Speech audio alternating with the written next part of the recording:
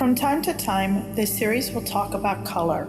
Today, we will look at a particular kind of blue. It is usually called Prussian blue, although it is known as Paris blue, Berlin blue, Milori blue, and Turnbull's blue. It is an amazing color with a particularly deadly history.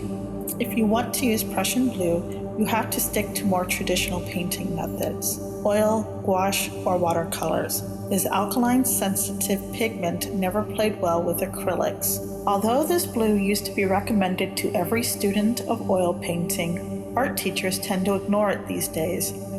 The prejudice against Prussian blue may derive from the pigment's profound darkness and mass tone, which students may find difficult to control. Master paint maker Michael Harding once said of Prussian blue, "If you don't know how to handle it, the color will creep into just about everything on your palette. It can be like painting with a nuclear weapon."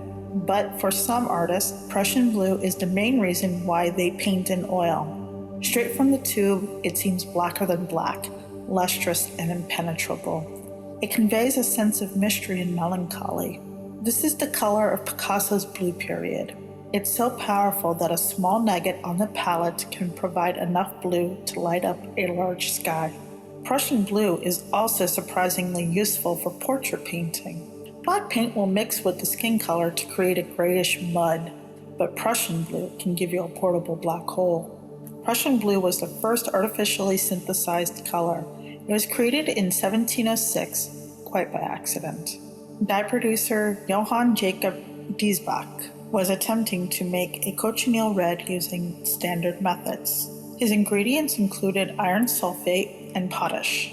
Against expectation, the red emerged as a cool pink, which deepened into a purple, and finally into a very dark blue. Such a thing had never happened before. The question on his mind was not so much what went wrong, but what went right.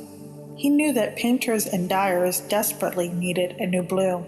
Everyone's favorite blue was lapis lazuli, also known as genuine ultramarine. But that pigment was hideously expensive because it had to be imported from Afghanistan. Other blues were either fugitive or weak. This new blue was incredibly powerful and inexpensive to make. But how did it happen?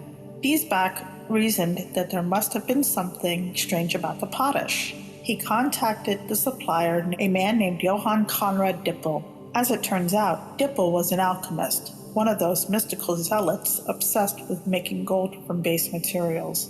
And Dippel realized that as a result of his eldritch experiments, the potash had been accidentally contaminated by animal blood. The result was potassium ferrocyanide, which combined with iron sulfate created iron ferrocyanide, Prussian blue. Although neither man completely understood the chemistry involved, one thing was very clear: the stuff would make them rich.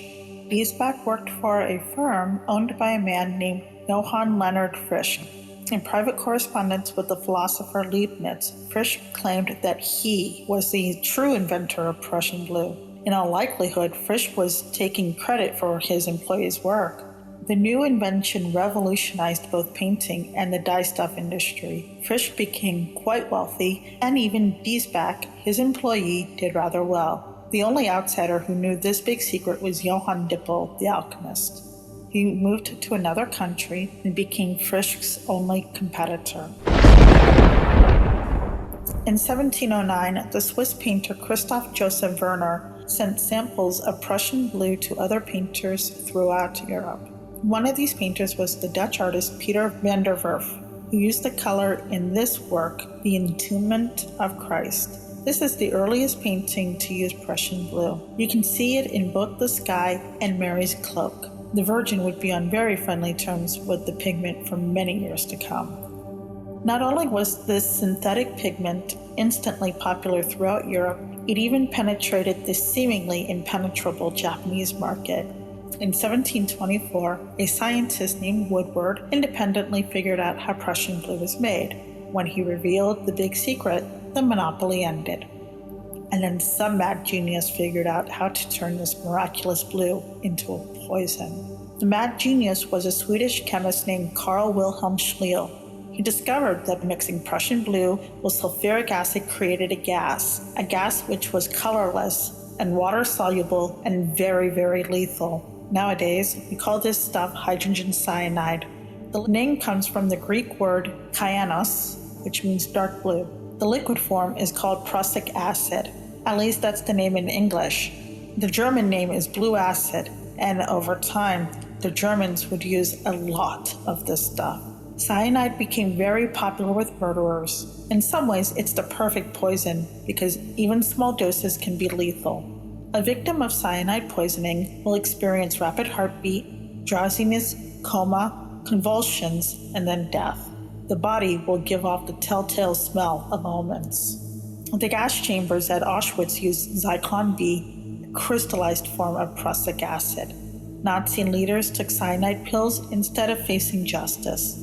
At the last concert given by the Berlin Philharmonic during World War II, blonde-haired boys handed out cyanide pills to the audience. In the infamous cult massacre at Jonestown, cyanide killed hundreds of people. Cyanide was also used in the Great Tylenol contamination case of the 1980s. Prussian Blue is a pill that can help remove radioactive cesium and thallium from inside the body. It's available only by prescription and should be taken under supervision of your doctor or a designated health professional. Never take Prussian Blue artist dye. It's not designed to treat radioactive contamination. Evil people have used prussic acid to do some truly horrible things. At the same time, great artists have used Prussian Blue to create some truly awesome paintings. Works like these.